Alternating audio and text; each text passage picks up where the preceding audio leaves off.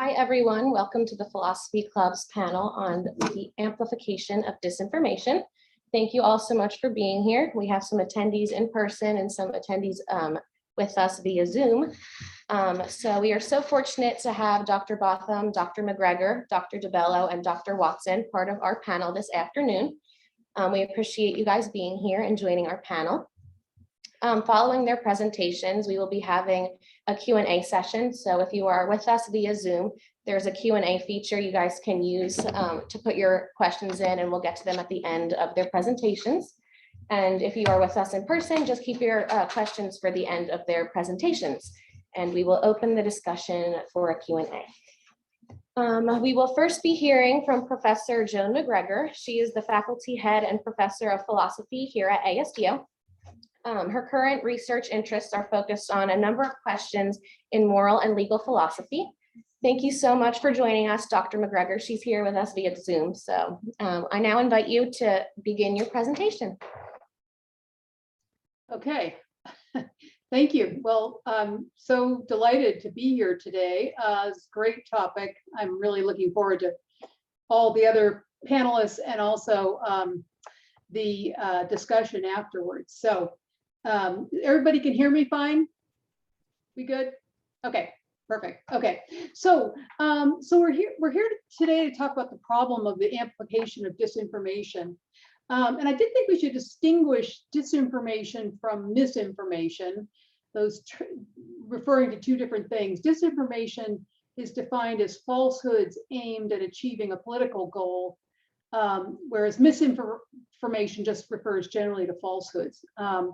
Since I'm the first one today, I wanted to try to lay out the landscape a little bit about how we got here. That is, why it is so easy in the United States to spread disinformation and misinformation for that matter. So I want to go back to the work of John Stuart Mill in On Liberty, published in 1859. I'm a big fan of this work. Some people who have taken my classes probably have read it with me. Read it many times. This work has been particularly influential on many of our political and legal thinkers here in the United States. And On Liberty, Mill provides an eloquent defense of free speech. The basic thrust of his argument is set out in this passage, so I'm going to quote this. The particular evil of silencing the expression of an opinion is that it is robbing the human race, posterity, as well as the existing generation, those who dissent from the opinion, still more than those who hold it.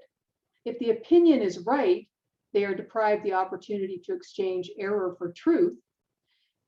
If wrong, they lose what is almost as great a benefit, the clear perception and livelier impression of truth produced by its collision with error, end quote. So the general outline of this argument, the general outlines of this argument are: one, the truth, a clear and lively impression thereof, is valuable. We ought enable people to arrive at true beliefs in the world. The second premise is freedom of speech allows people to arrive at a clear and lively understanding of truths about the world. Or what is the same thing, the silencing or censorship of expression prevents people from arriving at a clear and lively understanding of true beliefs about the world. And then three, therefore, we ought to promote free speech and prevent the silencing or censorship of expression. So most of Mill's defense is dedicated to the defense of the second premise of his argument. He seems to think that guaranteeing free expression is truth and understanding generating mechanism. Or as we often hear today, if we allow this free marketplace of ideas, truth will always win out, right? That's the kind of basic faith here. So let's drill down a little bit more into Mill's argument. And so let's start with the first argument. If the opinion is right, then censorship will censor what's true, and we've been denied the opportunity to exchange truth for error. So Mill supposes that censorship itself is fallible. So when we try to censor ideas, we may get it wrong. And of course, history tells us that this is true, right? We look at something like the censorship of Galileo's ideas. So for Mill, the argument that the only check on our fallibility is to promote free expressions of ideas. In other words, he thinks that the only way we can have confidence in our opinions and judgments is to test them in the fire of free expression. Okay, so that's the first argument. The second one is if the opinion is false, right? So why let false opinions go out? So Mill's second argument is a little more complex than the first, and so he asks us to imagine, if only for the sake of argument, a society in which all the received opinions are true. Hard as it is to imagine that society, let's imagine that someone enters this society and starts asserting falsehoods that contradicts these truths. Would it be okay to censor that person? You might say yes, because we're not being denied access to the truth. But this is where Mill's second sub-argument comes into play. Recall from the main argument that it's not just about knowing the truth, it's also about having a clear and lively understanding of the truth. This is something we only gain by considering and debating the contrary points of view. Without this contest and debate, our beliefs become, as he puts it, have the character of dead dogma and not living truths. So if you think about this in your own life, when you think about things that you know are true, you think about, the theory of evolution or your views about capital punishment or abortion or anything else. When you engage in debate and argument with people, then you come to have a kind of firmer understanding of the truth of your own ideas. So Mill's committed to this idea that, particularly in political and moral ideas, that this kind of testing and engagement for people is really important, so that these truths become kind of living truths. So let's go to the third argument. So Mill's third argument is, if the opinion is partly true, partly false, like what do we do there? So the two preceding arguments constitute the backbone of Mill's defense of free speech. Mill, however, divides his argument into three parts. This is because the preceding two arguments presume the extremes, right, that we're talking about. We're censoring either wholly true or wholly false things. And the reality is often much more nuanced, right? As we see, we often don't have it all right. We have kind of partially right, or we haven't really thought about it correctly in various ways. So what do we do when we encounter opinions that are partially true and partially false? So here in this third argument, Mill actually does start to, show that he's somewhat pessimistic about the marketplace of ideas being a place that's going to emerge, truth is going to emerge. First, Mill accepts that free and open discussion may not lead to the truth, but rather to more partisan, entrenched, and conflicting ideas. And he says, quote, "I acknowledge the tendency of all opinions to become sectarian is not cured by the freest expression, but is often heightened and exacerbated by thereby. The truth, which ought to have been, but was not seen, being rejected all the more violently because proclaimed by persons regarded as opponents," end quote. So this is actually, where he's pretty perceptive about what was happening in his own era, but certainly what we see today is people taking on views just because they're the contrary views of others. But still, so why favor free speech in this case? And according to Mill, censorship would be worse, right? Some people do benefit from listening into partisan debates of ideologues. They do acquire a clearer and livelier impression of truth, he thinks. So to suppress opinion would deprive them of that benefit in the overall balance. And so basically it's a kind of lesser of two evils, right? That censorship is going to lead to this kind of worse evil of losing truth. So I want to turn a little bit now to some of the legal arguments and how kind of looking at our current jurisprudence. So in the United States, we've really taken this kind of Millian approach that more speech is better and that the government should regulate as little as possible. And this view about how to think about our First Amendment jurisprudence, or how to think about the legal protection of speakers against government regulation, was first articulated in a case in 1919 by Oliver Wendell Holmes. And this is the Schenck versus United States, which was a case where some anarchists were trying to convince men that were in line to be drafted, to be inducted into the army, was trying to get them to stop, to get out of line and not join the fight, right? So this was, they were against the war. And so in this case, there was a unanimous Supreme Court decision led by Oliver Wendell Holmes that concluded that the defendants who distributed flyers to draft age men urging resistance to induction could be convicted of an attempt to obstruct the draft.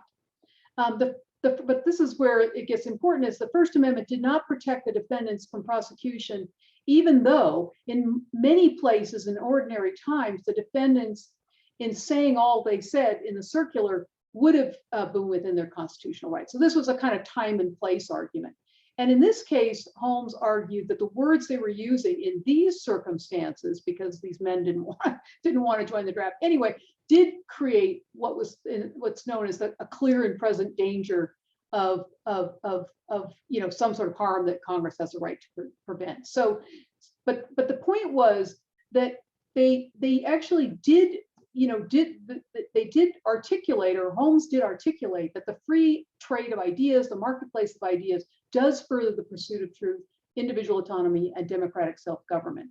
And that so that even unpopular ideas should be protected. He did, the exception there is when there's a clear and present danger of some kind of serious harm. And then we see again in the 1960s, the Supreme Court also supporting this kind of jurisprudence of free speech in something like Brandenburg versus Ohio, where the justices struck down an Ohio law used to arrest Ku Klux Klan leaders for speaking at a rally, barring the government from punishing speech unless it encouraged and was likely to cause imminent lawless action, like a riot. Otherwise, just the fact that it was racist speech, it was awful speech, wasn't sufficient. And then we see a case in terms of we think about newspapers and other publishing. Maybe some of you have heard of this, the New York Times versus Sullivan case. The court made it clear that public figures can't sue newspapers for libel, even ones that include kind of intentional false statements. So errors, they said, were inevitable in free speech, and the court said it must be protected if the freedom of expression is to have breathing space as they needed. And then we even go to cases like RAB versus St. Paul, which they upheld, which is a clear case of hate speech, where a burning cross was placed on an African-American family's lawn, and yet that speech was protected as protected speech. And so the idea again and again, as we see that the idea that the state should be neutral in terms of its viewpoint regulation, and it's really become the kind of foundation of our the jurisprudence around First Amendment. So, but this raises the question of, are we doing it right? And I think one of the things that we see in other democracies is that they do regulate, they're still democracies, and they do regulate speech in ways that we don't. And one of the things I wanted to just kind of close with is that what we're now seeing, and of course, this is the kind of kind of theoretical and the legal landscape, but what we're seeing is that there is this kind of dissemination of false information and amplification of it.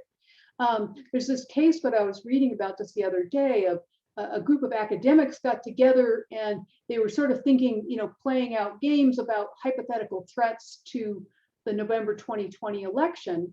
And out of that intellectual exercise came this idea of the Democrats trying to steal the election. And somehow or other, this got picked up by various media outlets, didn't do their homework, and it started spreading throughout the conservative media ecosystem.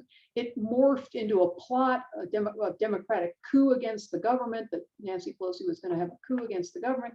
It was shared 100,000 times on public Facebook pages and generated millions of interactions and video views, according to sources at CrowdTangle.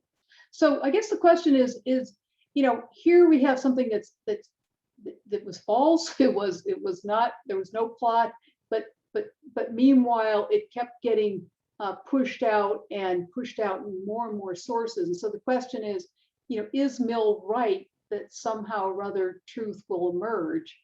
And if not, then what kinds of protection should we have against this sort of dissemination of false information? So that's my comments for now, and I look forward to the other panelists. Thank you.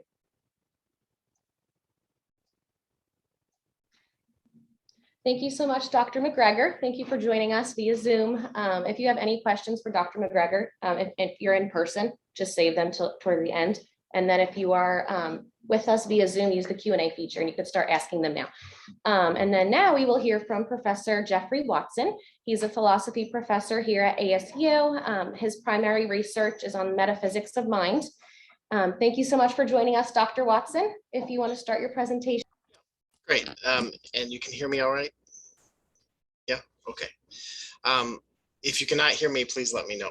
So I wanted to talk about epistemology, and specifically within epistemology, the topic of the epistemology of testimony. So epistemology is the study of the theory of knowledge, or what knowledge is, and under what conditions we have knowledge. And there's a close relationship between knowledge and testimony.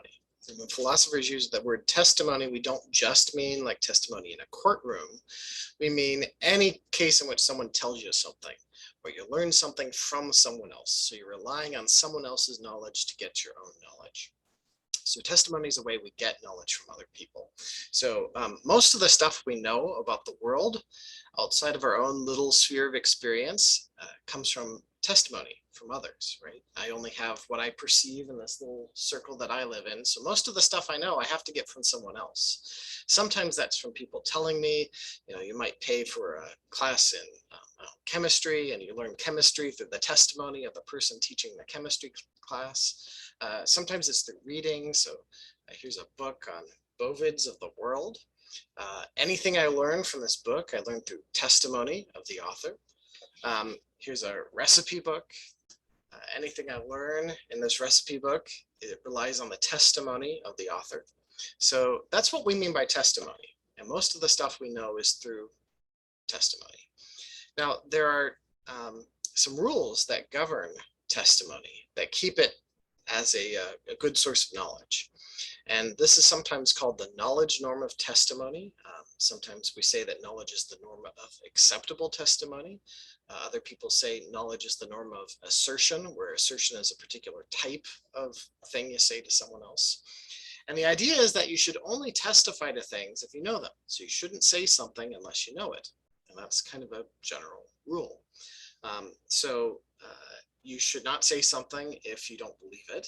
That would be a lie. You shouldn't say something if it's not true. Try to just say the true stuff.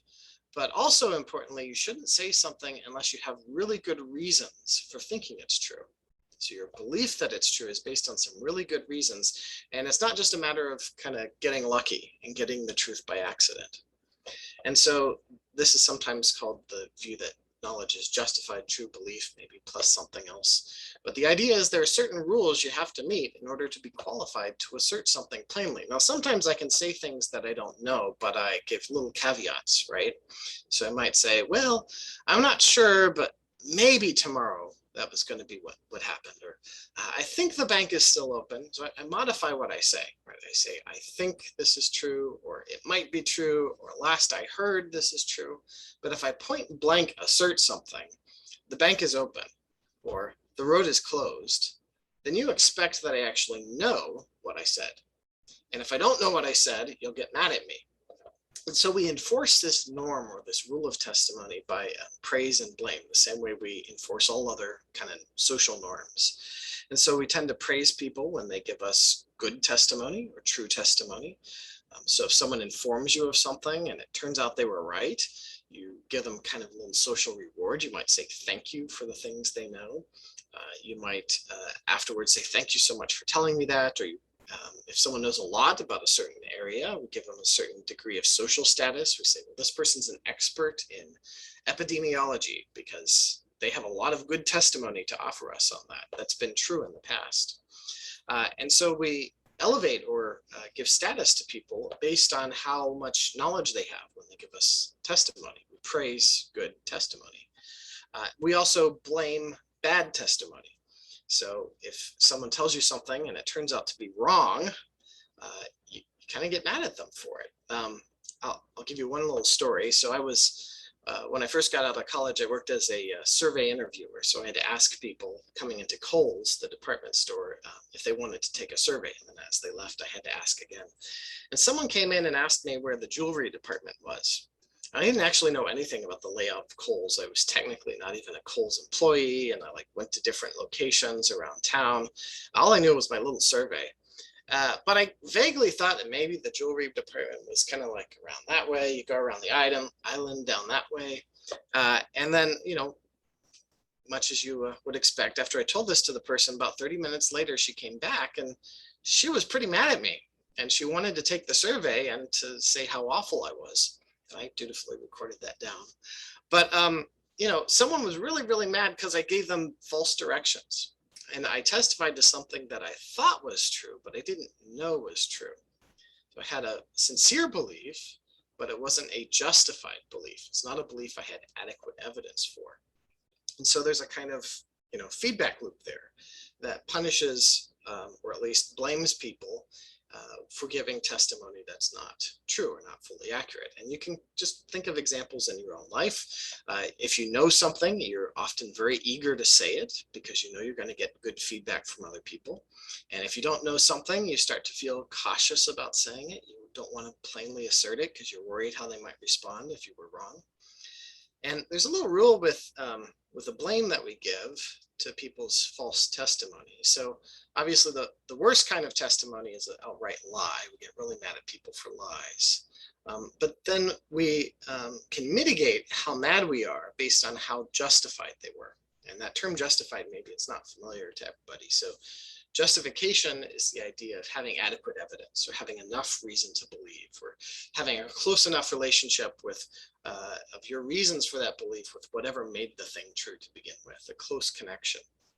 And so if your justification was pretty good, but you got it wrong, we might pardon you a bit. And if your justification was really good and you had every good reason to be sure about what you said, and just by a matter of dumb luck, you turned out to be wrong, we tend to let people have a pass on that, so we don't blame them as much. And so this is kind of the norm of testimony, right? And the idea of justification. And there's a little rule we have as part of our practice of testifying to each other that says that if someone says something to you, you're always allowed to say to them, well, how do you know that? And that's okay. So anytime someone plainly asserts something to you, hey, I think the road is closed down the street, or just the road is closed down the street, don't drive that way. You're allowed to say, oh, how do you know that? And they're supposed to give you some kind of answer. And if they can't give you an answer, they have to take back what they said. They might say, well, I guess I thought maybe it was closed, but I guess I don't know. They're supposed to give some kind of answer that explains how they came to have that information that, you know, relates it to what's true, what's real, what actually happened. And so this is an important rule, not just because it allows us to press on people who are maybe testifying to stuff that they don't actually know, maybe people who are a little lazy in their investigating things, who just kind of assert stuff that they think they know all the time. We can always press them and say, how do you know that? But it's also useful because it gives us something that allows us to then have the right to pass that testimony on. So if someone testifies something to me, hey, the road down there is closed, and I say, how do you know that? And they say, well, I sat for 30 minutes waiting to get through and I had to take a detour. Then if someone else is thinking of going down that road, now I have knowledge, which is valuable, and I can say to them, hey, that road is closed down there. And they say, how do you know? And I say, well, I talked to so-and-so who spent a while, you know, waiting in traffic and had to take the detour. So the transmissibility of testimony, your ability to pass it from one person to another depends on having an account. I think that's what Plato calls it, an account. The idea of some kind of explanation of how you come to have that belief and why we should think it's true. So that's a little bit of background about the nature of testimony. And I want to just think about how this might have come about for a second, and ways we could have had a different norm of testimony than the one we have. So you might imagine, this is a hypothetical, I'm not claiming any historical claims here, but hypothetically, you might imagine a couple different little societies, all having their own norms for testimony. And some societies might be really permissive. So they let you get away with saying pretty much anything as long as it isn't a blatant lie. And some societies are really, really restrictive. They say, look, you can't say anything unless we all already agree it was true. So a society that's really, really permissive, what's going to tend to happen if they adopt that norm or that rule? Hey, you can say pretty much whatever you want, testify to whatever you want. Oh, you were wrong. Well, no big deal. We'll let it pass. Well, you're going to get a bunch of false information mixed in with the true information, and you're not going to be able to tell the two apart anymore. And that's going to cause people in that society not to be able to make very rational decisions, because they're making decisions based on messy information that's sometimes true and sometimes false, and you never really know. And so that society is going to be less successful. And imagine instead a society where you have a different rule that says you don't say anything unless you're absolutely sure. Well, that society is going to suppress not only, false information, it's going to suppress a lot of the true information. And you're going to have people just not say anything when they should say something. Well, that process is going to also lead to a society that just lacks information, period. And it's not going to be very successful. So the best kind of arrangement, the one that's going to make a group of people most successful, is one where they allow as much testimony as you want to give, but they enforce a rule of justification. That is not always a rule of truth, because you can't always tell when you're right or wrong, but a rule of justification that you have to give an answer to the question, how do you know? And it has to be a good answer for that kind of thing that you're claiming to know. And the kind of answer you give for each kind of thing might be a little different, right? So I'll give you an example. This is a real thing that happened. A person who I thought was a pretty smart person said to me, WD-40 is amazing. Not only can you use this to solve all the squeaks and things, you can even eat this stuff.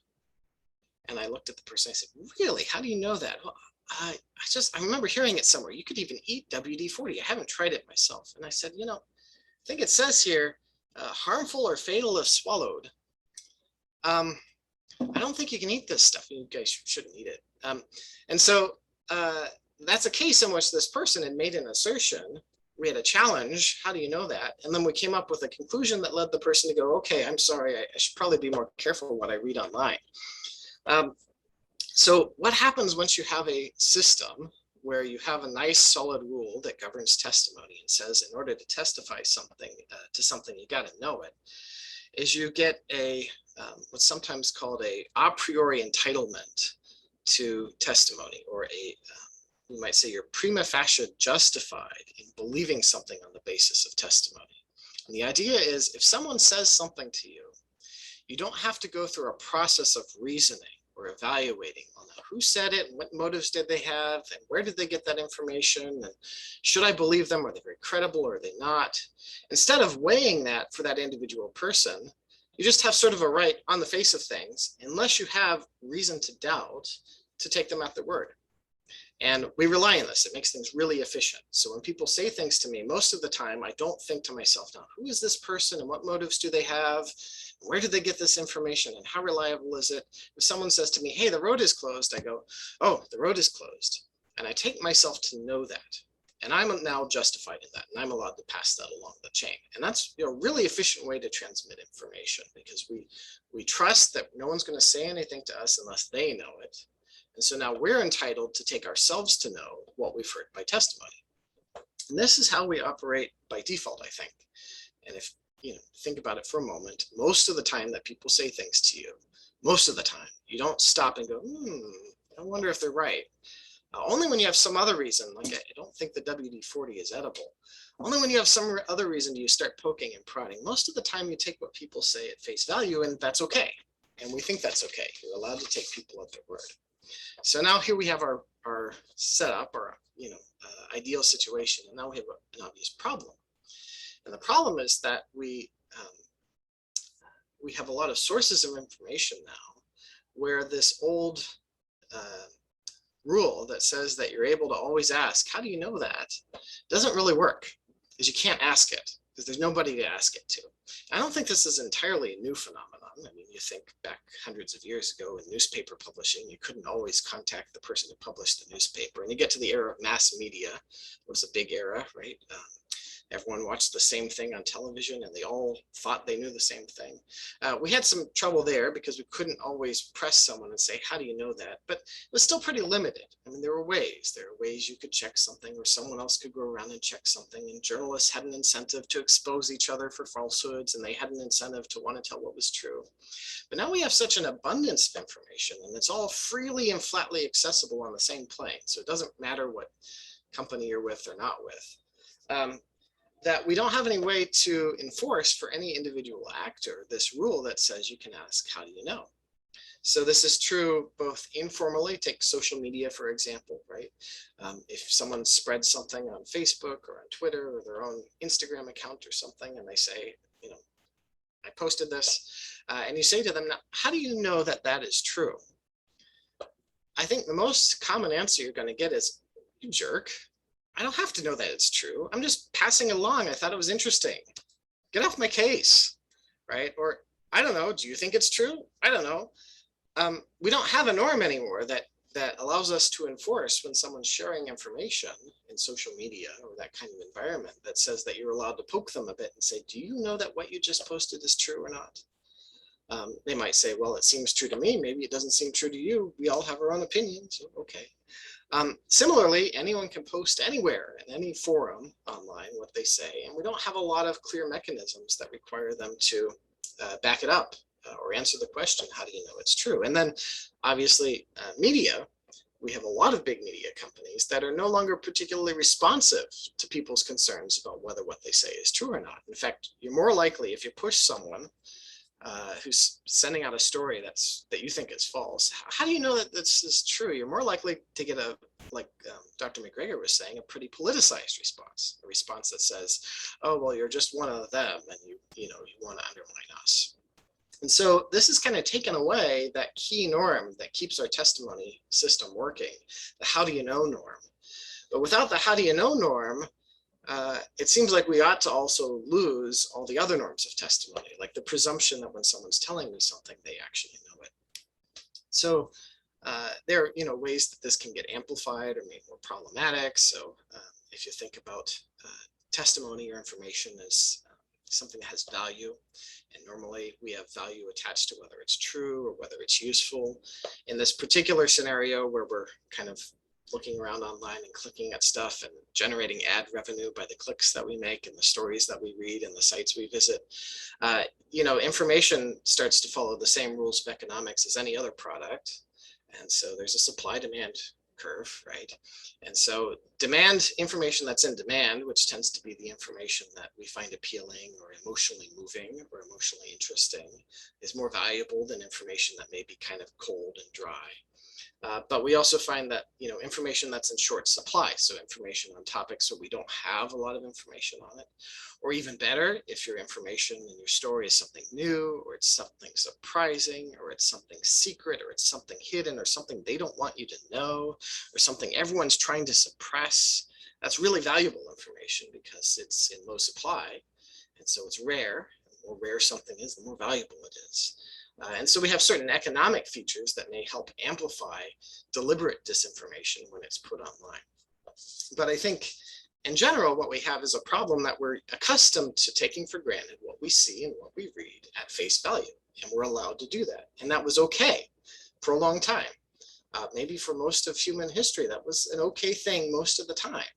But I think, unfortunately, until we find some way of reinforcing this norm, in the broader sphere of things on the internet and social media for large media companies and small media companies and fringe media companies and some random guy's YouTube channel, until we have some kind of enforcement mechanism, social enforcement mechanism, some sort that says, hey, don't say stuff you don't know. We've got to abandon our old a priori entitlement to take what we've been told at face value. We've got to go back to the same kind of mechanism we'd use for any other kind of information and say, look, where did this come from? Who said it? What's their motivation? What's their background? Where did they get it from? What are they trying to get me to do with this? What do I know must have been the case for them to be willing to say this? And that much more complicated reasoning process is not very efficient. But I guess I think that may be where we're at for a while until we have something better come up. So I'm curious what the other panelists have to say, but thanks for letting me talk. Thank you, Dr. Watson. We're now going to be hearing from Professor Thad Botham. If you have any questions for Dr. Watson, you could put them in the Q&A feature if you're attending virtually. Professor Thad Botham is an ASU philosophy professor whose area of research is in free will. Thank you so much for joining us today, Dr. Botham. I now open the floor to you. All right. Thank you, Isabella, and thank you, Tim, for moderating, and for our amazing staff behind the scenes who've put this event together. I'm happy to be here. I have some slides. So, we've all been here. We all see this radical disagreement about us. Much of it occurs in our social media feeds, and I don't know about you, but I have at times pulled out my hair thinking, what, how could they possibly believe this? Did someone drop them on their head? What happened?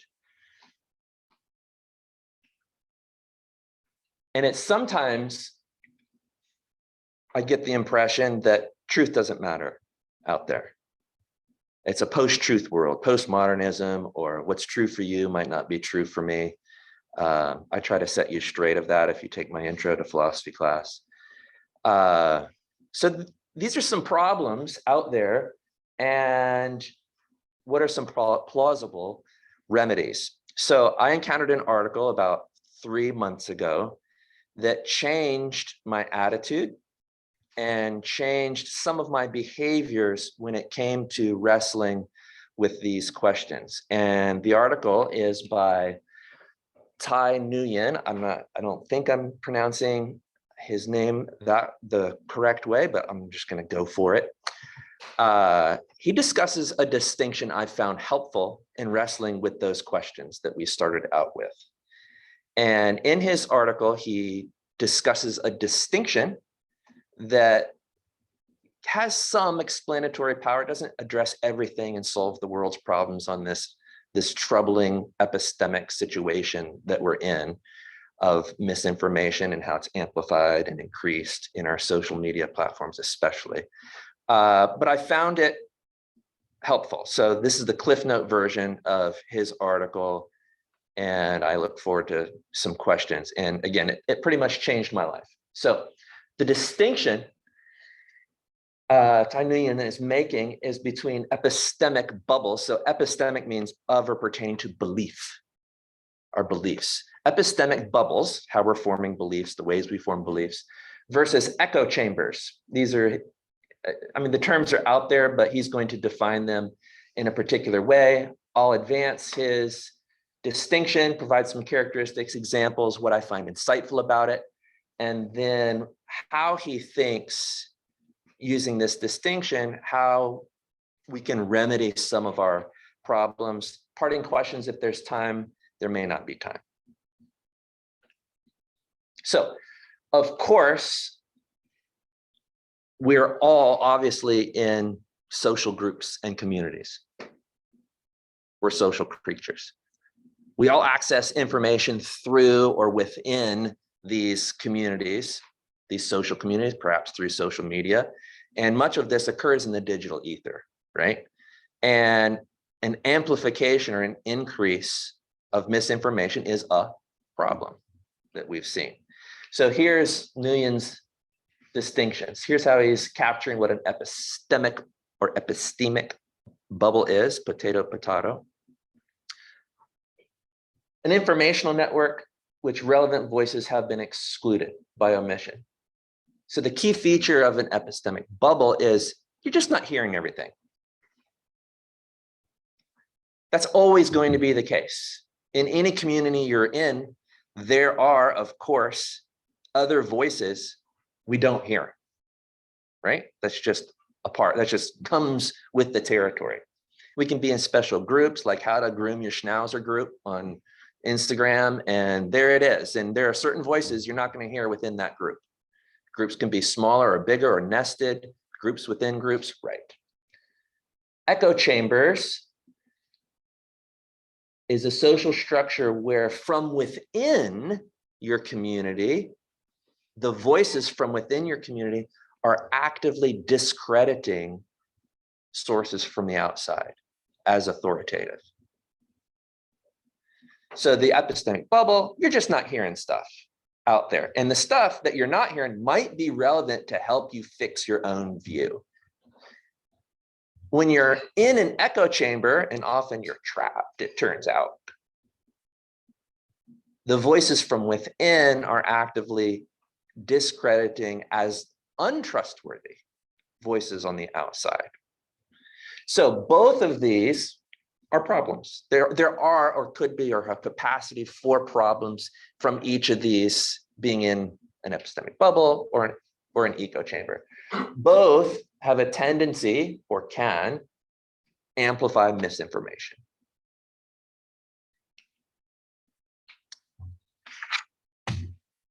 Again, anytime you're part of a community, there are voices you don't hear. So let's talk about epistemic bubbles first. Often it's innocuous. You just don't hear outsiders. Maybe it's deliberately you wanted to start a group on paleo because that's the diet for you. And you want to learn more about this. And so you're going to do that. Sometimes just starting an account, an Instagram account or a Facebook account, you get to choose who your friends are. You're going to pick like-minded people? Yeah, let's start with there. Let's start there. Keep your friends close.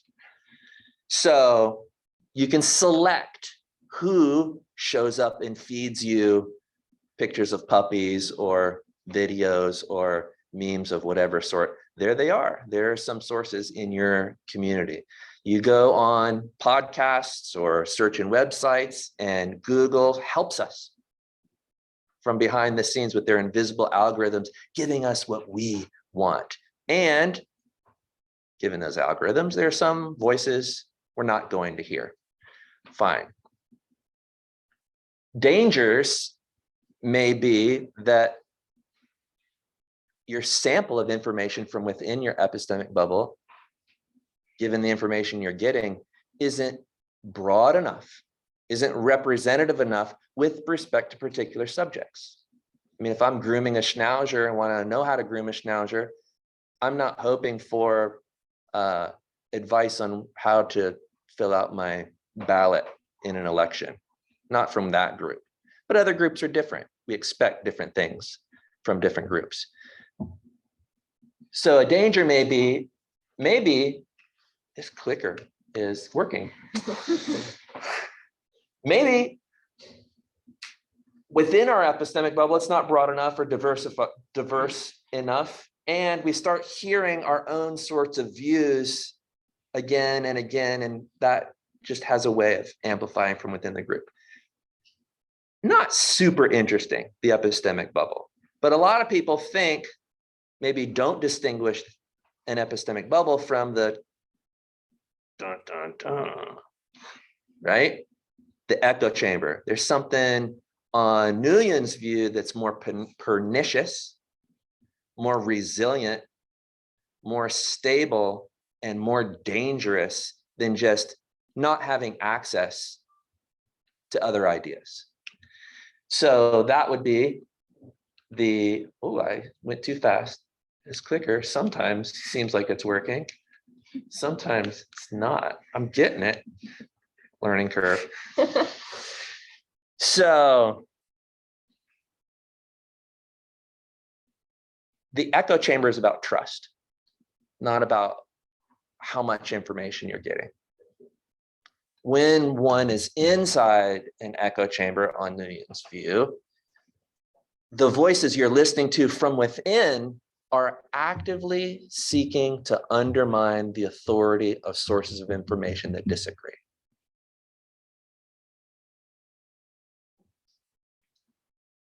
So a famous example may be Rush Limbaugh. Rush,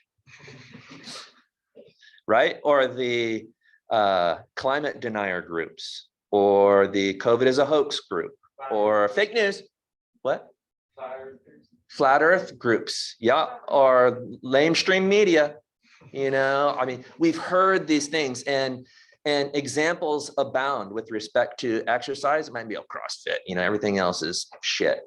Or the Daniel Siegel parenting group. So it doesn't have to be a right or left thing. There are some communities that are echo chambers that cross groups. It doesn't have to be a right or left thing, but often turns out it is, right? Many exclusivist, radical religious communities are echo chambers in the sense that the authorities from within are actively seeking to discredit, malign outside authorities, even to the extent that they're dangerous, right? So conspiracy theory type communities are like this. So an echo chamber is very much like a cult. And Nguyen compares it to cultish type of thinking, where the voices from within the echo chamber, the authority of their voices get amplified to laser focus, because dissenting voices are to be distrusted. So to some degree, outsiders outside the echo chamber, outside of your echo chamber, if you're in one, I think maybe each of us is to some degree, maybe, right? Outsiders are malicious, they're manipulative, they're out to destroy our reputation, or they're out to discredit us, or they're out to malign us. And they don't have good motives when it comes to engaging in civil discourse or disagreement with us. They're not only to be not heard, but distrusted. So echo chambers continued. Shit. Echo chambers, sorry, salty. So this is the echo chambers continued. This is the insights slide. So in contrast to epistemic bubbles, remember that's just, you don't hear enough. Maybe it's deliberate, maybe it's innocuous, maybe it's innocent that you just don't hear certain voices. In echo chambers, insiders have full access to outsider information. They have access to the marketplace of ideas. Worse, when they encounter objections to their prized view, it reinforces the view of inside the echo chamber. Unlike an epistemic bubble, where you may hear, oh, I didn't even think of that. Okay, oh, got it. Maybe I need to adjust. I could be wrong about things. But if you're within the echo chamber and you've been taught, here's the line, don't stray. And people who disagree, here's what they're going to say to you. Here's what they're going to say. Those intro to philosophy professors, they're going to make you a ... Be careful. And so when those events happen, the dissenting voices or disagreement or engaging in civil discourse or arguing, not screaming and hollering, but engaging in chains of reasoning, it reinforces the view of within the echo chamber because it's self-fulfilling. See, they're out to crush us. Don't trust them. So there is a cultish aspect to it. What's interesting, and I found insightful about this distinction, this echo chamber aspect, is insiders believe in truth. Insiders want the facts. Insiders reason critically. They question. They just do so from these background beliefs about who can be trusted. Lots of reasoning, lots of critical thinking, lots of seeking out sources. Oh, Politico? Fuck that. No, can't trust it. So they're not irrational. They're highly rational. We are highly rational from within an echo chamber. We can feel rational and be rational, but we start from a place often of distrusting other sources. So, litmus test. When there's a serious disconnect out there that you have with others, we can wonder to ourselves, am I in the echo chamber? Now, I know maybe the default is they're in the echo chamber, right? But we should wonder, it can be the questions, there's some symmetry to it. Let's have an open mind, at least here. Maybe I'm in the echo chamber. What's the litmus test that Nguyen gives us? Does my community, does my belief system actively undermine the trustworthiness of outside sources of information? The candidate outside experts, the candidate outside authorities, outside my echo chamber, does my community actively seek to discredit and malign them, think they have ill motives, so on and so forth? Yes or no? If so, probably an echo chamber. What's the remedy? Here, I wish there was a stronger remedy to this situation. I love the distinction. I think it's informative. It's changed my life in certain ways. Oh, I don't want to show it to you all. Don't look. What's the remedy to the? You're going to have trouble too. You wait. What's the remedy to misinformation wrought by being in an epistemic bubble? Well, the remedy is just pop the bubble. Here, do some more hearing. Listen, be introduced. Hopefully we can see more information. Remember, people in the echo chamber, they're already looking for the other information. And it reinforces those attacks, reinforces their own view. So it's not going to be the same remedy for those in an echo chamber, the misinformation. Epistemic bubble, more marketplace, bigger marketplace. Let's go to IKEA. Get lost. An echo chamber, Nguyen's, well, I put it to you. What's the remedy? No, we can't discuss yet. The remedy, Nguyen's remedy is you can't bust out of an echo chamber on your own very easily. Turns out you're kind of trapped. His remedy is you need help from the outside. Someone's got to lower the rope in the well. Someone from the outside needs to show you patience, relentless kindness, and trustworthiness as an outsider, in an attitude of goodwill, because that is a character aspect of how to interact, not an informational aspect. And when outsiders have a character of goodwill, people within the echo chamber might go, hopefully, I can trust them. If I can trust them here, maybe I can trust them elsewhere. And he gives examples of people getting out of a neo-Nazi type echo chamber community and what sorts of people helped them escape the echo chamber. So be a person of goodwill and rub shoulders with people who are in what you think are other echo chambers. That's it. I'm going to skip the parting questions so that we have time for Q&A. My parting questions weren't really that good anyway. So, whoa, man, this is dangerous. Can you put it on the slide of the remedies so people can see it? I don't know how to do it. He's doing it. Tim's doing it. Tim, put me on He's remedies got the full mouse. slide. Bling. Thank you. Thank you. Yep. Thank you, Dr. Botham. Our final panelist is Dr. Marcello De Bella.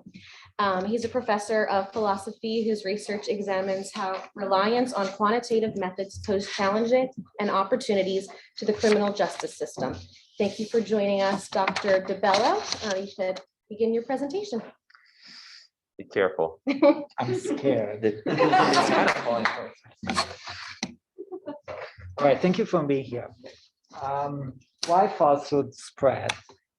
I'm going to talk about how information spreads through social media among members of our society. Or should I? Your preference, whatever you.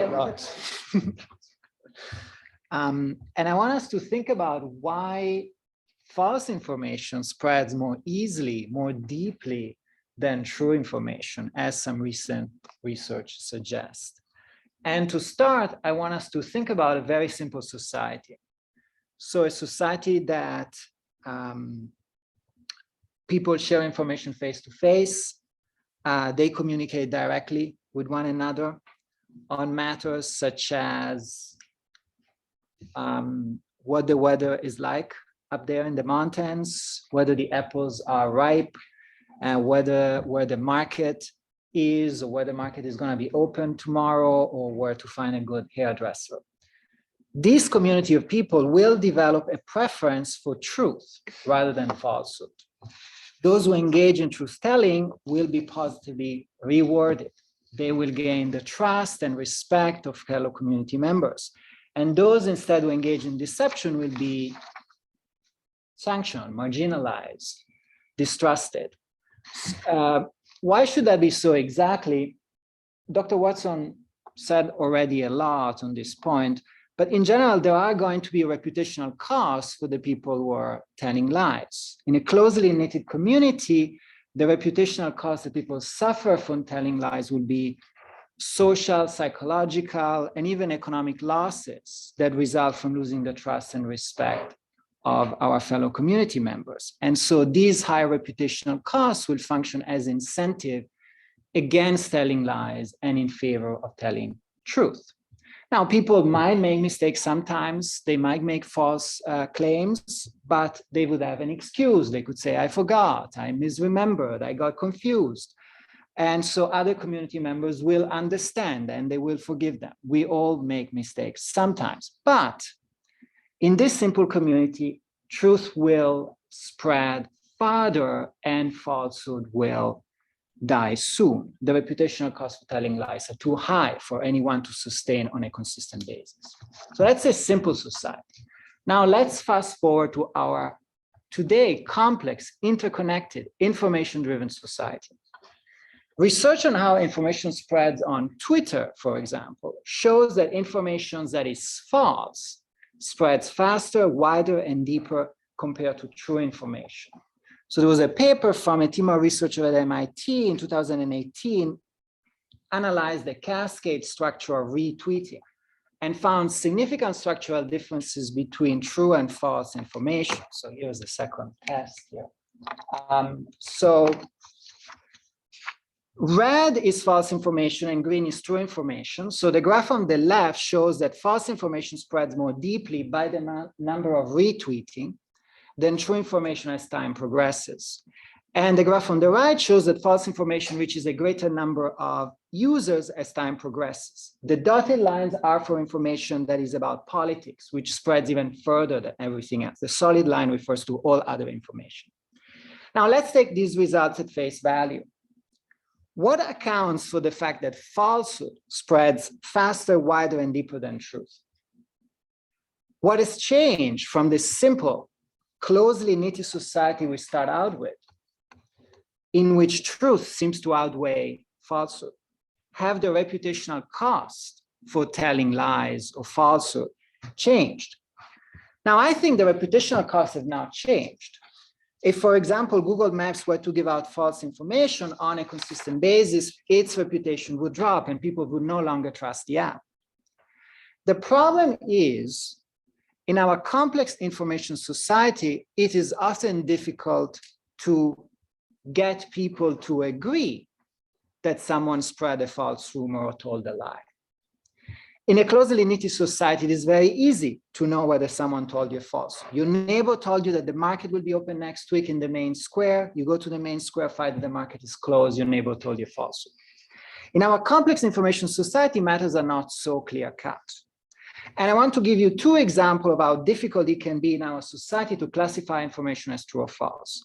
Those two examples are relevant for the COVID-19 pandemic. I should say emphatically that nothing that follows should be taken as medical advice in any way. So here's the first example.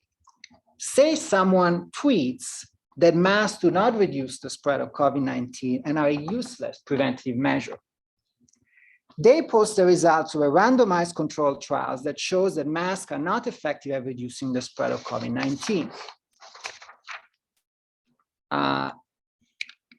The study they referenced, which was recently published in the Annals of Internal Medicine, is the only randomized controlled trials we have so far about mask wearing and COVID-19. And there is a quotation from the author. So the primary outcome, so in this case, the primary outcome is the COVID-19 infection, occurred in 42 participants, 1.8% in the mask group, and 53 participants, 2.1% in the control group. That difference is not statistically significant, and therefore the authors of the study conclude that a recommendation to wear a surgical mask did not reduce a conventional level of statistical significance incidence of SARS-CoV-2 infection compared with no mask recommendation. So did the person who tweeted that masks do not reduce the spread of COVID-19 say something false? The comment section in the journal shows an interesting debate among the readers. Now, one reader pointed out the limitation of the study. The study mixed maskers and non-maskers. The reader says, well, if maskers are exposed to non-maskers, their rate of infection will be inflated. On the other hand, if non-maskers are exposed to maskers, they will benefit and the rate of inflation will go down. Therefore, by mixing maskers and non-maskers, the study effectively proves nothing. So we should disregard it. Another reader, however, cites a literature review of randomized controlled trials and observational evidence about mask wearing for containing other respiratory illnesses, not COVID-19, which we have. This review concludes that the evidence is weak or non-existent that masks are effective at preventing the spread of respiratory illnesses in community settings. So the randomized controlled trial about masks and COVID-19 corroborates previous studies. But a 2021 review of the literature on the effects of mask wearing, published in a proceeding of the National Academy of Sciences, noted, okay, now I'm getting the following. So the standard randomized controlled trial paradigm is well suited to medical intervention in which a treatment has a measurable effect at the individual level. By contrast, the effect of mask on a pandemic is a population level outcome where individual level intervention have an aggregate effect on the community as a system. So in other words, randomized controlled trials are not as relevant in this particular case about mask wearing and COVID-19 as we might have thought.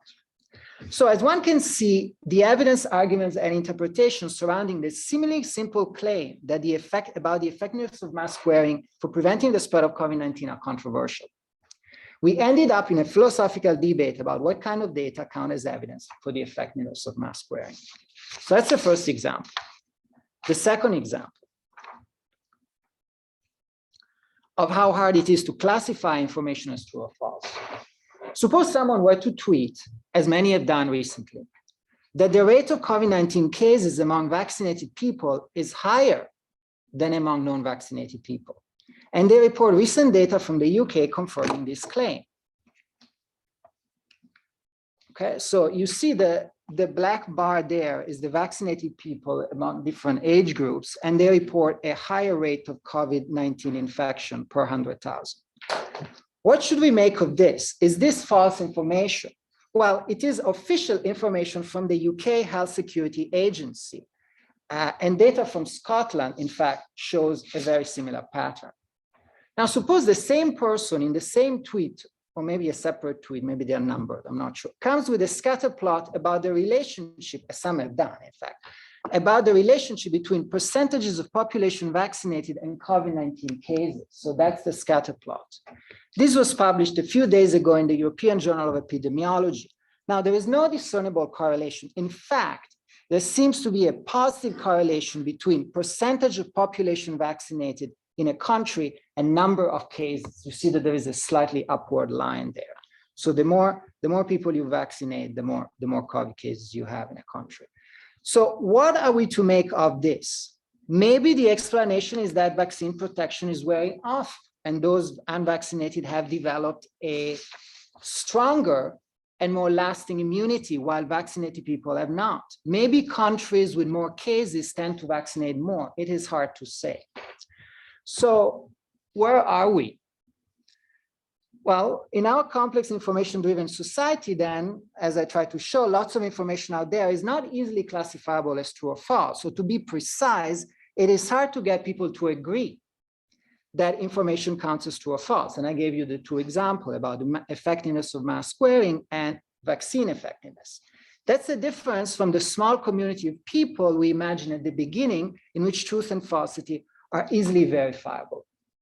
So what happens if this is right? So what happens when the veracity of the information out there in the public is hard to discern given its complexity, fragmentary supporting evidence, multitude of interpretation available? Well, first, the reputational incentive against telling lies, which were at work in the simple community we saw at the beginning, no longer work in that society. And second, other features of the information out there may be used as a proxy for truth. People might start to rely on things such as whether the information is novel or whether it is explanatory powerful. False information might possess these qualities more readily than true information. It might be more novel and more explanatory powerful than true information. For example, conspiracy theories. Sometimes they might have more explanatory power compared to fragmentary, piecemeal, true information. So the big pharma conspiracy theory could explain odd episodes of publication removal from academic journals. For example, a paper in a cardiology journal that raised concerns about the adverse effects of COVID-19 vaccine was recently removed with no clear explanation. So this paper was a report on myocarditis adverse event in the US vaccine adverse event reporting system in association with COVID-19 injectable biological product in the current problems in cardiology. So let me conclude. My hypothesis is this: when the veracity of the information is not easily verifiable, other qualities such as novelty and explanatory power that can be accessed more readily replace truth. If false information tends to be more novel and more explanatory powerful than true information, false information will spread faster, deeper, and more broadly. There is some empirical evidence for this hypothesis. False information on Twitter, for example, seems to be more novel than true information, and that might explain why false information spreads faster. After all, we're eager to spread information that is novel. We're eager to spread information that we presume others do not know already. But a closer examination of this hypothesis is a matter for another time. Thank you for your attention.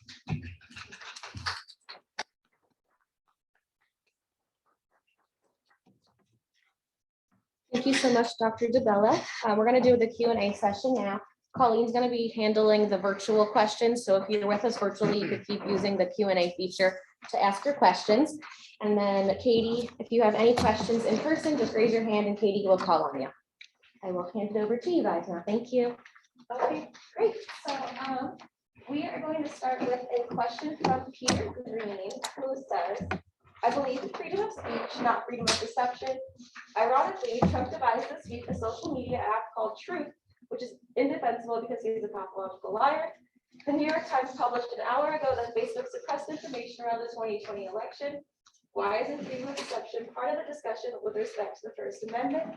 So I think this kind of goes to Professor McGregor's initial discussion of the First Amendment. So Professor McGregor, if you want to. Wait a minute. Can you hear me? Hello? You can hear me? Yes. Okay. Yeah. So, well, I think, some of this goes to, some of the other panelists, I think, as well. I mean, generally, we don't, we protect speech, whether it's true or false. So the government doesn't say you can't speak falsehoods. Now, of course, it would be difficult to have such a standard, but and I mean, this is where I think broadcasters and sort of journalists are supposed to do kind of background fact finding and verify information that they publish. Now they don't, I mean, if, Trump says X, they're going to publish that. They're not going to, but the point is that when they report stories, they're supposed to actually, do the kind of fact finding to verify the, the veracity of the report. So I mean, it's, it would be difficult to have, we couldn't, I mean, I don't think we could have a law that said you can't have disinformation, but there is a question about broadcasters. For example, we do have airwaves that we give people licenses to, and the idea of them spreading misinformation over those public airwaves, there are kinds of questions we might raise about that.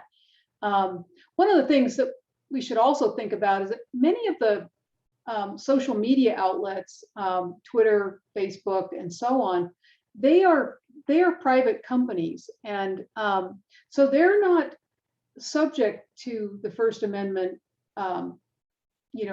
rules, because it's the government can't stop you from doing certain things. Private companies can do lots of things, right? So there is a question of why these private companies are not doing more to prevent the spread of falsehoods, particularly when these falsehoods can lead into things like we saw with the January 6th insurrection, spreading misinformation around the epidemic, and so on. And so, and also spreading hate speech. So, we how we want to think about that. I mean, again, regulating them would pose problems, but they're not subject. When people say, oh, Facebook's violating my First Amendment rights, well, Facebook doesn't have to protect your First Amendment rights. So we could think about it in that way. So I'm not sure if I answered that question, but I do think there is a difficulty in the government couldn't say, you can't say false things. I mean, that would be so broad as to, to not know how to protect that. Now, intentional lies is when we get into, a different set of questions about whether or not we could regulate, or whether we ought to regulate, intentional deception. And this is something that people are now questioning, that Sullivan decision that I talked about, because there are media outlets that clearly are putting forth things that they know are false. And so there's a question of whether or not we should not allow people to bring civil suits against them. But that would go against that decision. But as I say, there's a lot of constitutional scholars are kind of questioning that decision. So I hope that answered the question.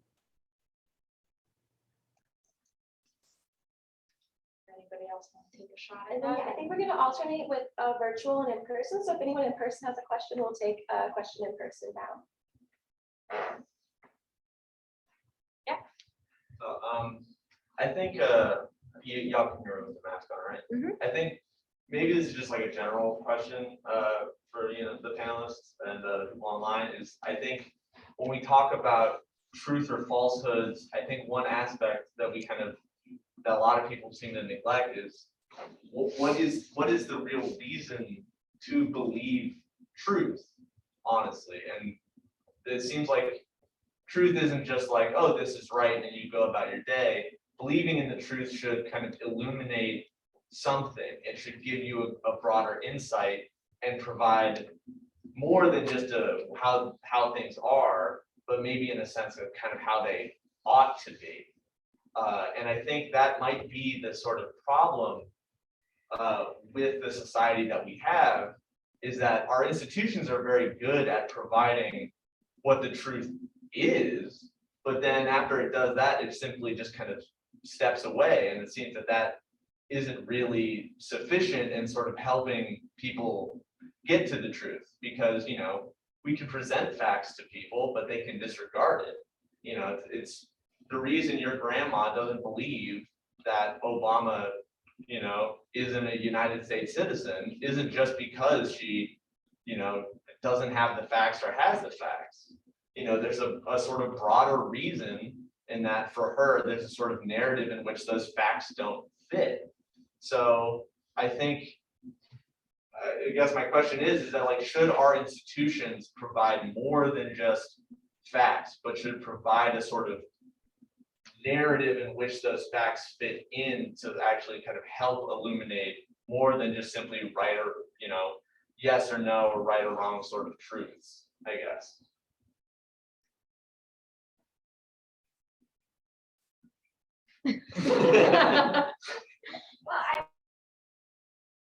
What Professor De Bella was it? He was saying that it's not novel.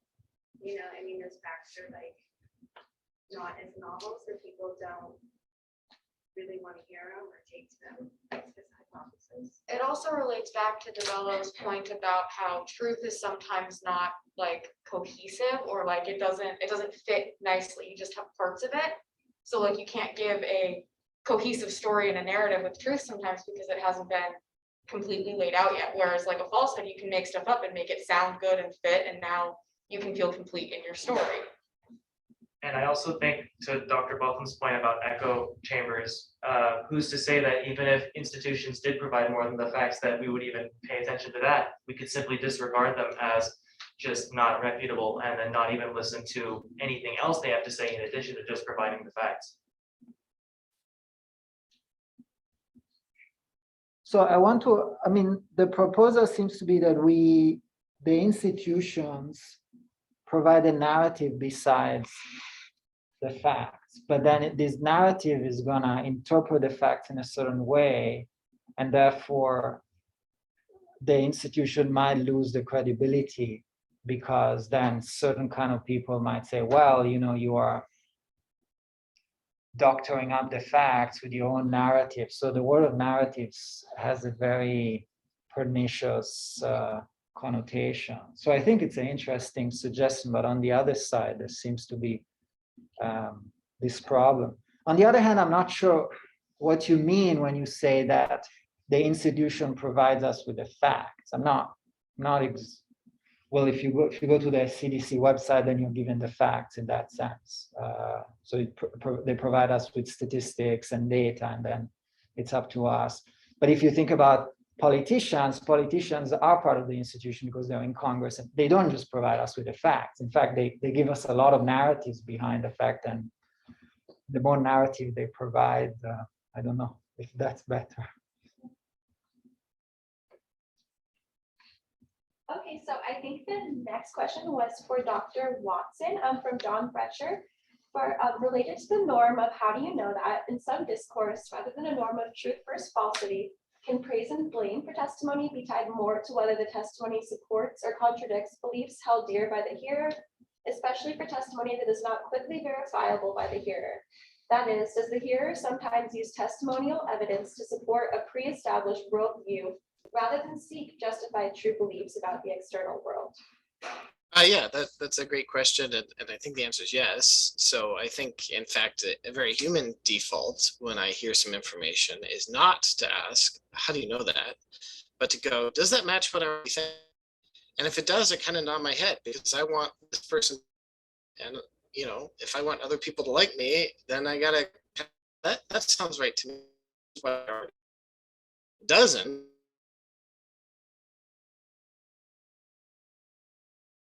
Default is often not to approach things with this question first of how do you know that, but by matching it up with our existing set of beliefs. And that's not a bad trait necessarily, right? It's not necessarily a bad thing that we get information and try to incorporate it into our larger set of beliefs and make sense of it.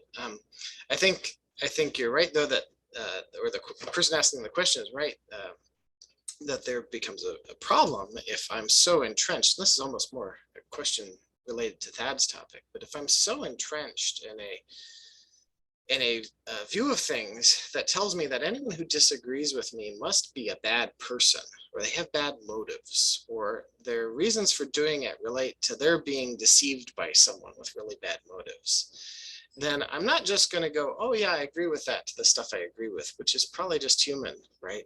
But I'm also, when I get that stuff I disagree with, I'm going to distrust that person. I'm going to distrust the other stuff they say too. And I think that really does relate to what Thad was saying. So I guess in terms of our praise and blame, yeah, there are other things we praise and blame testimony on the basis of. I guess I would hope, if we want to build a good norm, that's going to encourage better testimony. We're going to praise and blame testimony, not just on the basis of whether it fits our preconceived notions, but based on whether it turns out to be right, or turns out to be useful, or turns out to be justified. Person can and so direct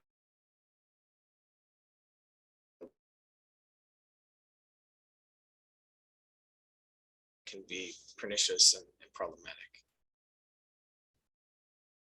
So does anyone else in person have a question? Oh, sorry. I had a question for Dr. Botham. How do we communicate with those in certain echo chambers without sounding belittling, yet also allowing truth to prevail? Because it feels like when you, let's take someone like a denier of the wage gap, for example, I can say this is fact, this is fact.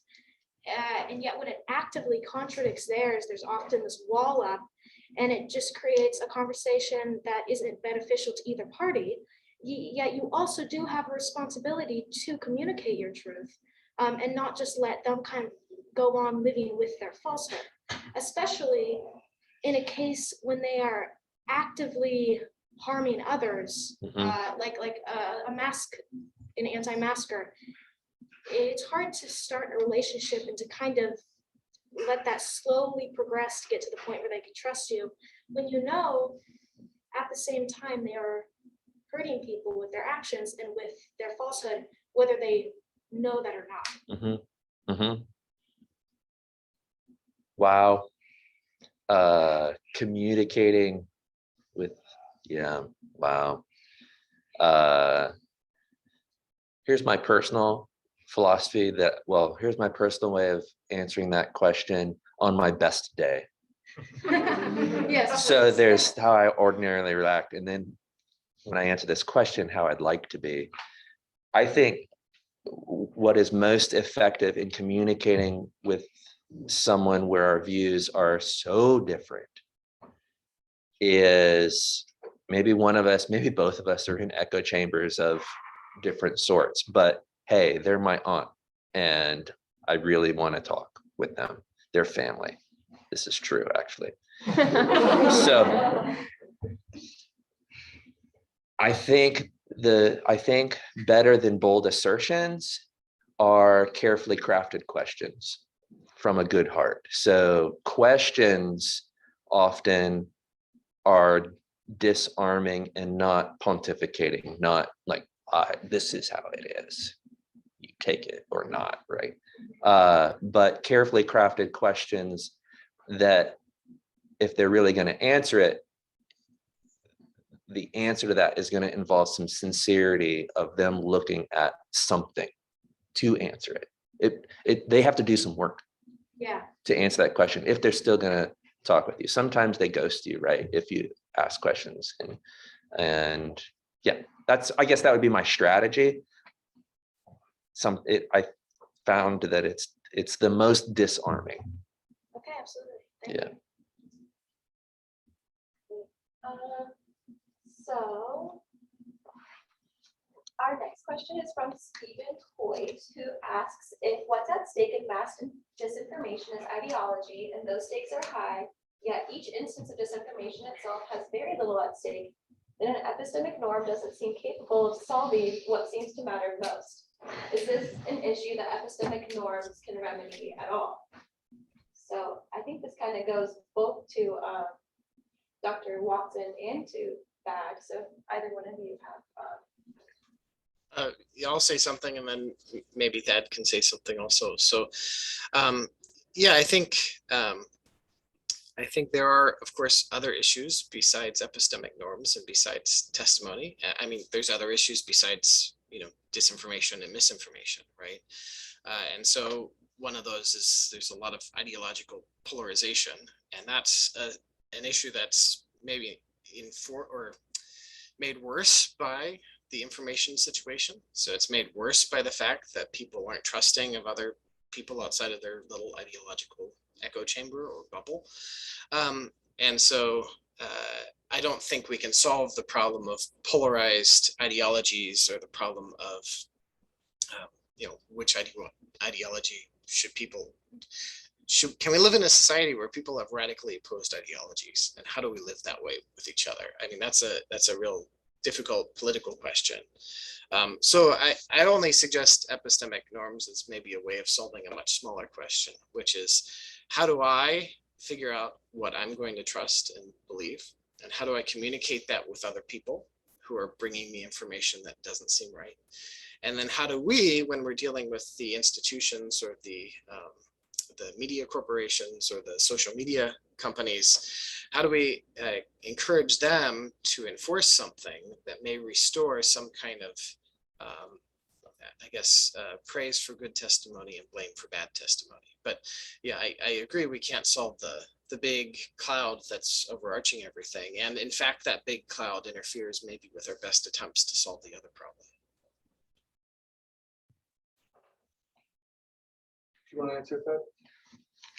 Not really, but I'll take a shot. I think it's a great question, and the part where each instance of disagreement, what did it say, had low stakes within a big thing. I may side with Ty Nguyen and say, reject that part. Each little part, there are stakes to the small bites of the elephant, because the continued relationship you have with that person or that community of people shows what sort of person you are in the engaging of fact finding or truth finding. So I think there are stakes in every interaction we have. Maybe not to solve the big problems, but maybe I'll go with Obama and say I'll always take better. Great, so I think we'll open it up to another in-person question. Does anyone? Oh, I saw your hand first, and then. Yeah, I don't have a very hard question. I just want to know, what's the intention? What's the intention of this whole? And you just said that there is what's that, amplification of disinformation. But what is the intention behind this? Give the whole everything, but I just really don't understand if it's do you have something in mind? Are you trying to? And if you have something in mind, does that bias your whenever you press that? Who wants to go first? I think we chose the topic simply because it seems to be a big problem, something that is coming up a lot, and we wanted to provide a space to open a dialogue. So when you say that it's a problem, so you have something in mind. So Given that, I would ask if you would agree that intentionally spreading something that you don't believe in would be a negative thing. Would you agree with that statement?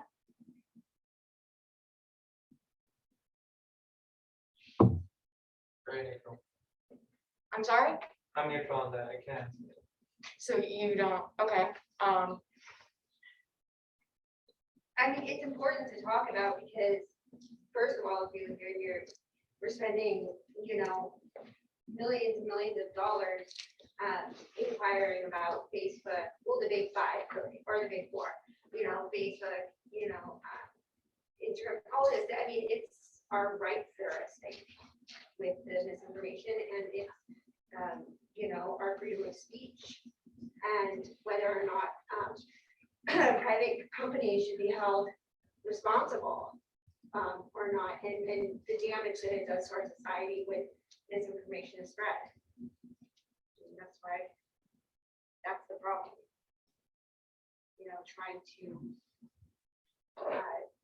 Trying to educate ourselves, on whether or not we should believe everything that we read, or if we're spreading it.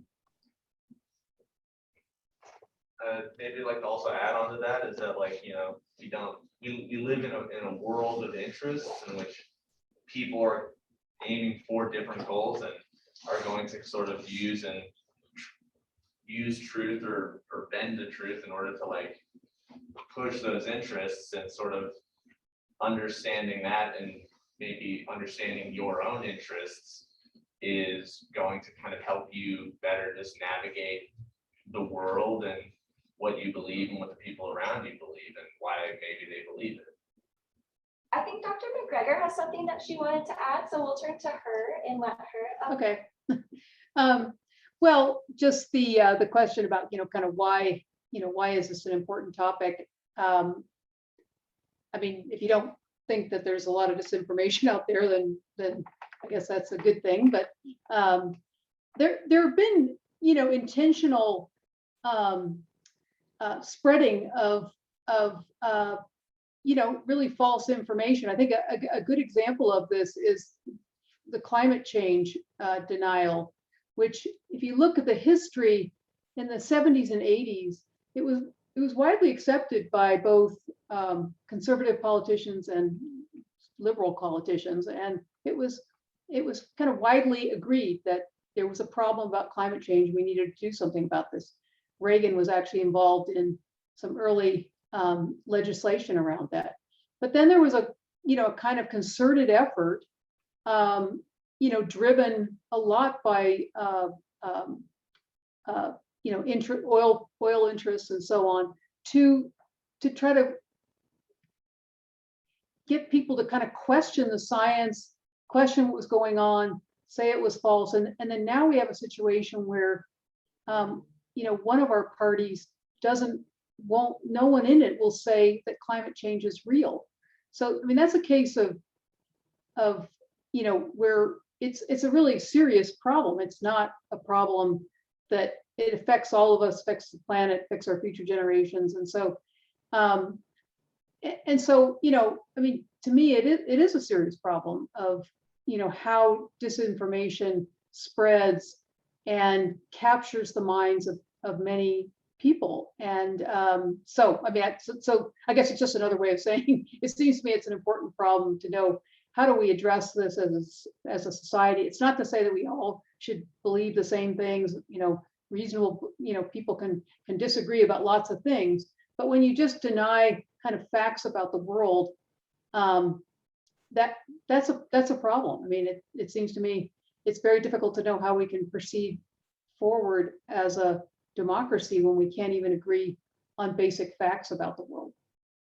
So that's all I gotta say. Dr. McGregor.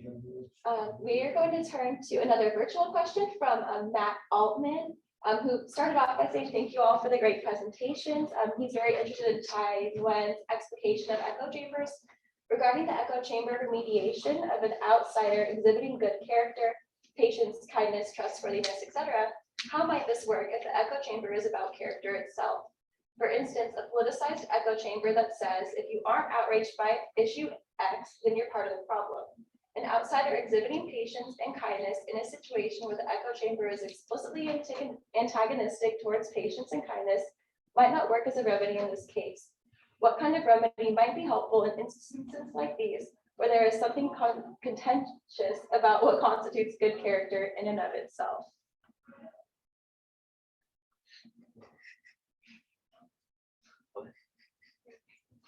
Do I get the harder questions? I think you chose the harder thing. Have a beer with the person instead. Drink. Yeah, or milk, a glass of milk.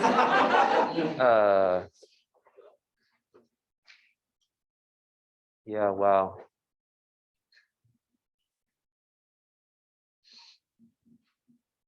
Asking questions, I go back to that maybe from a spirit of help me understand. Like in showing that person respect for who they are and maybe what you find admirable about their position. That's hard to do sometimes, right? I appreciate this, do the sandwich method. I don't know, what do you guys think? Help me. I think it's the antagonism for sure. Is like having a conversation with someone with opposite views. I think like when you really, I've seen some videos on TikTok and stuff of people and like different political parties, they'll break down their essential beliefs from their side. And then people will agree with them on opposing ends. They're like, yeah, no, I agree with that. And it's really just like, can we break down that wall of like, I don't like you, you're the enemy, your opinions are wrong. That's what we're trying to get past, I think, with the misinformation. I have a slight piggyback question. Sure, Related. throw it out there. Talking about both echo chambers and what is it called? This epistemic bubbles. Thank you. I'm like words I can't say. It seems to me, when I hear those terms, it almost feels like I'm being told that like surrounding myself with people who have aligning values to me could be considered wrong. And I would just be curious as to what your answer is with that. Because if you get stuck in an echo chamber, because it's like, it's important to me for my friends to like be pro-choice. That's something that I don't want to surround myself with people who don't agree, because it's like a foundational belief that I think would cause too much. Yeah. So how do you remedy or like what's Yeah, the- I don't think there's blame for being in an epistemic bubble. We're all in them. I think there's a little bit more blame out there for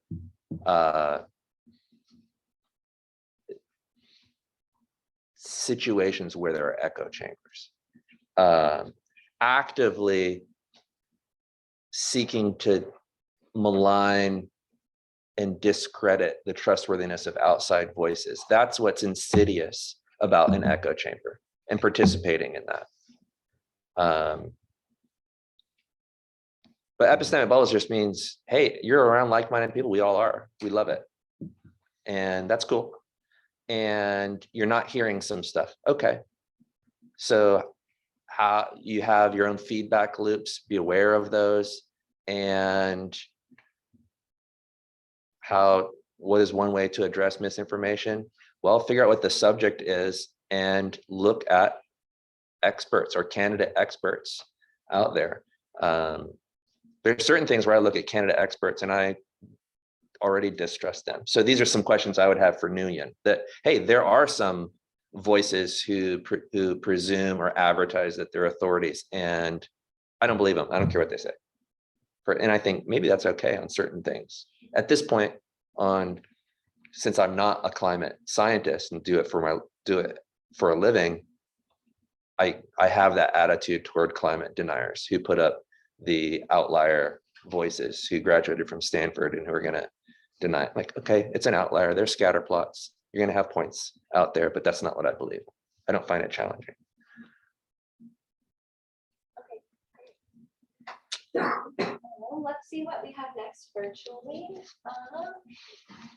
So let's go to Lauren Oshman, who said, from a friend of mine watching this presentation with me, is there a point where sympathy for people who either believe in or spread disinformation is unjustified and overall more detrimental for everyone involved?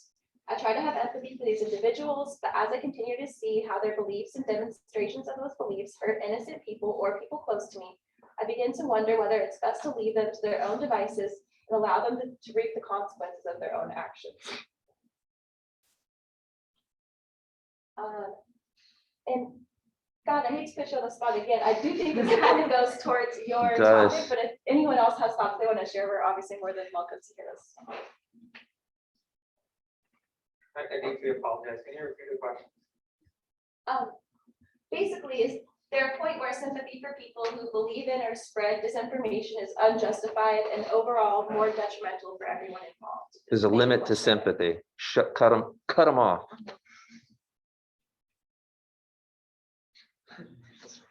Yeah. I mean, we have choices about who we interact with. So, but the article changed my attitude, and I refriended and added people and to my feeds that radically disagree with me, hoping that they could see more as well as I could see more, to have a sense of understanding. But the misinformation many times harms people. That's why I wouldn't be neutral on it, Sam. The misinformation harms people sometimes. Sorry. No, you're good. Because Dr. McGregor did have something that she wanted to share as well.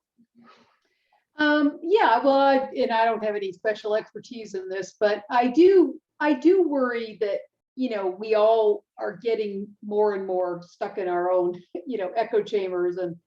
And so, and there's a danger then of, because I've been working on this idea about, trust and how, when we start to kind of lose that trust in one another. And of course, there's for a lot of these people, a real distrust of the government. And I'm not saying we should blindly trust the government, but when you distrust what the CDC is doing, and it starts to kind of undermine the foundations of a lot of our what we need to get done in society. And so I do wonder, and I totally agree with that, but I also wonder, if we do need to have more spaces and places where we can kind of connect with one another. Because I think, as somebody mentioned earlier, when you start talking to people, that ostensibly disagree with you, but when you start to find sort of foundational, like we were talking about, climate, you ask people, well, do you think, this? And then they're sort of like, yeah, I think that. And then, do you think this is that often there's sort of more agreement than there would seem to be. And so I worry that we're all going to kind of balkanize. And I'm not saying I'm not, I maybe one of them too, but that we don't have these kind of interfaces with people we disagree with and try to, I'm enough of a million to believe it.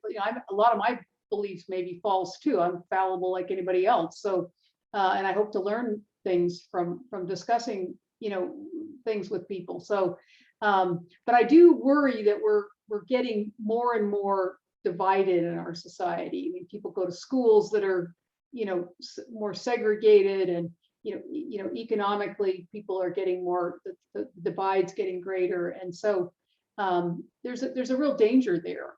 So not sure, but I mean, I'm certainly with that person. I mean, I get so frustrated when I hear people putting out these just crazy false things about the pandemic, and and then not believing. I'm not an epidemiologist, but I mean, I believe people who do this for a living, and I see no reason to think that they would be putting out false information in the way that some of these conspiracy theories would have us believe. So I'm with them on the sympathy thing, but on the other hand, I guess it's a general point, like maybe there's a question of how we figure out how we can connect with more people that are different from us, and try to start building up some of that trust that we need to have a functioning society. I think we're going to start wrapping up. We'll do one more in-person question and one more virtual question. Did anyone have one last final question? Yes. Yes. Okay, so we do have a freedom of speech in the Constitution, so government cannot censor our individual speech, and they also cannot censor amplified speech. By that I mean newspapers. Okay, that's a given. So now we come to like phone companies, which are considered common carriers. So I'm not really sure, but I think there may be laws or rules where they cannot censor my use of the phone. I'm not really sure about that. And then also, what if the chairman of FedEx doesn't agree with the book I just ordered? Does he have the power to have FedEx not ship the book to me? I'm not really sure about that one. And then the question is, now we come to social media companies, because a lot of communication now is done on social media. Not me, I'm not one of those communication people on social media, but so the government seems to have been able to use the social media companies to censor speech that either the social media companies themselves or the government does not. So really, should social media companies be considered common carriers? Just asking. Well, it depends on whether or not they're public or private companies. Oh, really? Yeah, and so like FedEx, like they can't do that. That would be, I mean, that would violate your rights. So But if they're, Google is a public trade. yeah, that's why they're having the inquiries in Congress on whether or not they can apply those laws to them as well. And if they have, like core beliefs or something like that, then like a private company has a core belief, about something that's, we're trying to censor, then they have to determine whether or not that core belief has been there from the beginning. So But like, no, FedEx can't not send you a book because they don't agree. But yet Google or Facebook can censor me if I say something, or even if I get a feed from something. No. I thought that's what, Well, I thought Facebook that's what can't, they but do. Google. I guess I'm misinformed. Are you referring to saying, like, for example, if someone posts that vaccines cause autism and then Facebook Whatever. deletes the post or something? Well, either they delete the post, or if I subscribe to it, they can somehow delete me or censor me. I'm not really sure, because I really don't use the social media stuff, so I'm just sort of going by what I hear. The one comment I do want to make is my expertise is aviation, electronics, and also meteorology. But anyway, so I was brought up to like respect reporters, and so anytime I see a story in the paper, I believe it, except when it's about a topic I know, like aviation or electronics. I always seem to think, and this is like going back 34 years, gee, this reporter really got it wrong. Is there a way I can get together with him and sort of set it right? So I guess reporters don't have any expertise in anything, so you really can't, I don't mean except maybe writing or anything. So you really can't expect them to research a subject. I mean, I don't know. That's just a comment. Unless the panelists have anything else to add on that topic, I think we'll go to one last final virtual question from Diana, who said, even when giving the accurate information, people stay in their position and can't bear the opposing information. Does cognitive dissonance have a play with disinformation? So I think that's kind of open to all the panelists as our last question. Oh, lost it. Wait, could you put it back up? Oh, yeah. Okay, thank you.